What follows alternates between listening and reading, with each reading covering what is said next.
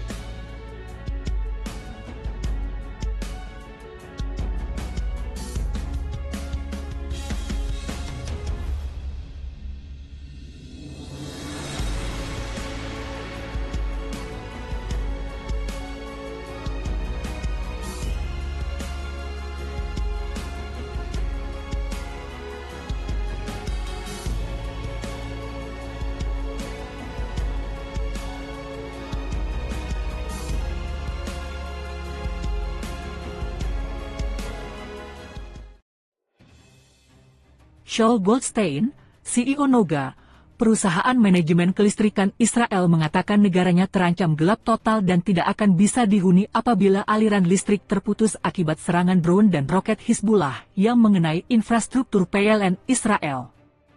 Pernyataan itu dilontarkan setelah beberapa pekan terakhir militan Hizbullah terus melontarkan serangan drone dan rudal ke wilayah pemukiman Israel. Tak sampai di situ, Hizbullah beberapa waktu lalu dilaporkan membombardir sejumlah pangkalan militer Israel dengan 35 drone atau pesawat berawak. Hingga membuat pangkalan militer Israel yaitu Brigade Golani dan unit Egos 621 di Barak Shraga di utara kota Akka hancur.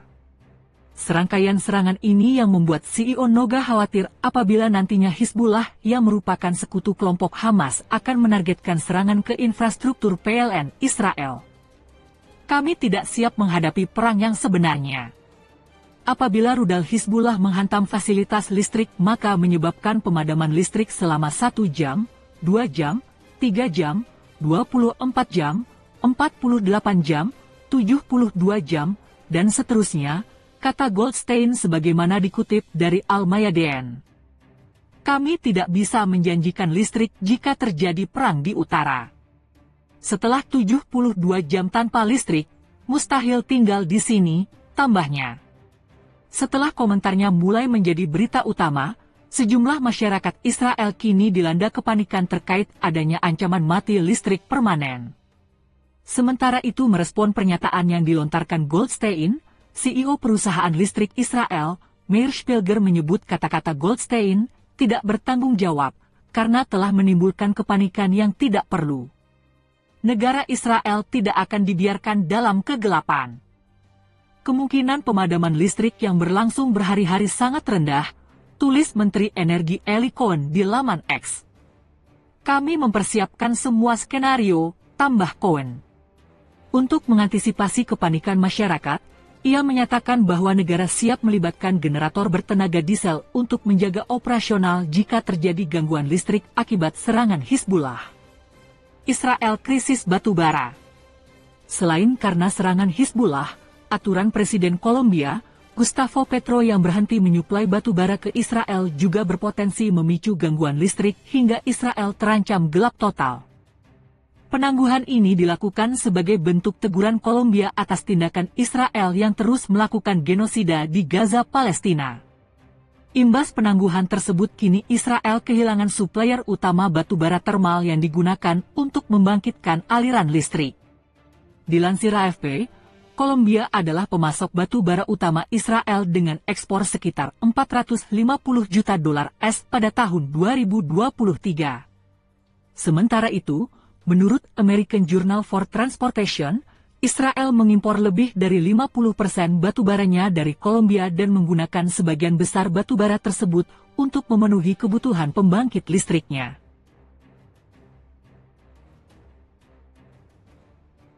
Militer Israel mengakui tujuan perang mereka untuk memberantas kelompok Hamas di Gaza tidak mungkin tercapai.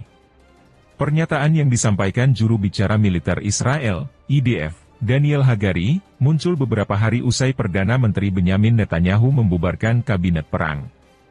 Urusan menghancurkan Hamas, membuat Hamas menghilang, ini bak membuang pasir ke mata publik, kata Hagari, dikutip Times of Israel, Kamis 20 Juni. Hamas adalah sebuah gagasan, sebuah partai. Hal ini berakar di masyarakat. Siapapun yang berpikir kita bisa melenyapkan Hamas adalah salah, imbuhnya. Hagari juga memperingatkan, jika pemerintah Israel tidak menemukan alternatif untuk memusnahkan Hamas, maka kelompok perlawanan itu akan tetap ada. Beberapa waktu lalu, kantor PM Netanyahu mengatakan bahwa Kabinet Keamanan telah menetapkan penghancuran kemampuan militer dan pemerintahan Hamas sebagai salah satu tujuan perang. Pasukan pertahanan Israel tentu saja berkomitmen terhadap hal ini, tambah pernyataan itu. Mei lalu, Menteri Pertahanan Israel Yoav Gallant mendesak Netanyahu untuk merancang tata kelola wilayah Gaza pasca agresi. Gallant mengatakan jika Netanyahu gagal menemukan pengganti Hamas di Gaza, justru akan melemahkan pencapaian militer Israel. Sebab kelompok berpotensi akan kembali dan mengontrol Gaza. Baru-baru ini, Kepala Staf IDF Herzi Halevi dan Kepala Shin Bet Ronen Bar juga berselisih dengan Netanyahu perihal perencanaan strategis pasca perang. Sementara itu pekan lalu Benny Gantz juga mengundurkan diri dari kabinet perang, karena Netanyahu disebut menolak membeberkan rencana pasca perang, sesuai batas waktu yang ditetapkan. Untuk mencapai tujuan menghancurkan Hamas, saya harus membuat keputusan yang tidak selalu diterima oleh pimpinan militer, kata Netanyahu dalam rapat kabinet pekan lalu. Hingga kini agresi Israel di Gaza juga terus berlanjut, di tengah kecaman dunia internasional yang terus meluas.